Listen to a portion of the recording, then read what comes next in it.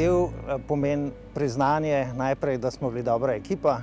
Ta ekipa je bila dosti pogumna, vztrajna, namreč zadevo smo organizirali leta 2019, ki je bila stoletnica univerze. In pri vseh dejavnostih, ki smo jih imeli, nekako je bilo precej dvomov, a nam lahko uspe tak velik mednarodni dogodek. No, je uspel, uspel nam je privabiti udeležence iz vseh kontinentov.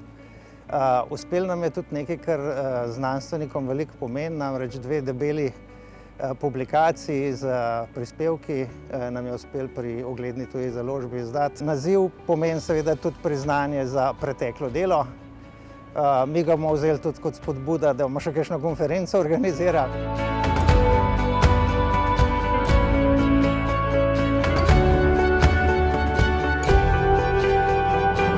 Za vsako stroko je pomembno, da ima živo sodelovanje mednarodno in tako.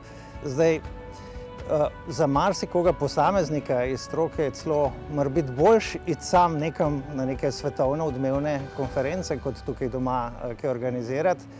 Ampak kaj je pa tisto, kar je res dobro, da je tukaj, je pa prvič možen je vpliv na tematiko konference, vsaj pri nas je bilo tako. Drugo je, da se stroka promovira, ker se končno na neki prireditvi več domačinov, če tako rečem, združim se končno stroko kot celoto lahko vidi, ne samo posameznike. Pa tretje je pa to, da je v tem času internacionalizacije je ta možnost sodelovanja oziroma nas kar nekako zbudi, da začnemo sodelovati, ker je kar zaspalo to sodelovanje v bistvu v teh časih.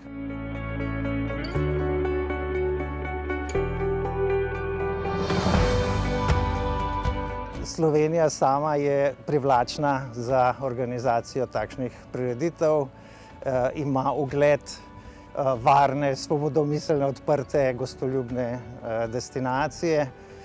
Zadnje čase morebiti šepa ta ugled malo, ampak jaz mislim, da Slovenija ima to noto, to vabljivost.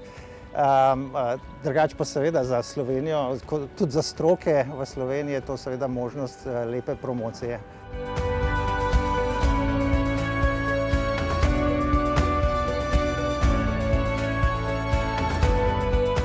Ideja o tem, da bi takšno sodelovanje bilo, je super, in sicer iz čisto preprostega razloga, da tisti, ki delamo v znanosti, nismo organizatorji rojeni, niti usposobljeni, niti promocije ne obvladamo, vsega se moramo priučiti. Tako da vsako tovrstno sodelovanje v bistvu omogoča, da je oboje odlično, in znanstveni vidik in pač ta, recimo temu, gostiteljski, organizacijski, tudi promocijski vidik.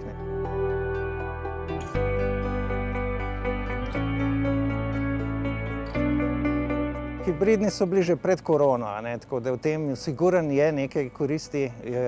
Mislim, na primer, za nekoga, ki si finančno ali pa časovno ali pa tudi politično, na primer, ne more neke udeležbe omogočati na neki lokaciji, je to sigurno način, ki je že prej čisto pozitivno funkcioniral.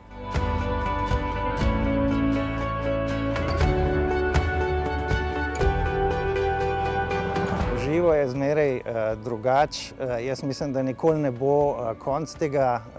Torej, česar ne morete elektronsko sporočiti, je pač pri online konferencah gre zgolj za pretok informacij. Čim pa hočete kaj več, čim hočete izmenjavo medosebnih informacij, torej neuradnih, ki so izven časa programa, med odmori, med ekskurzijami, in tako tistih pa pač ne moreš online narediti. In jaz mislim, da mreženje in mednarodno sodelovanje je sodelovanje med ljudmi, ni zgolj pretok informacij in sodelovanje med ljudmi je zares najboljše samo živo.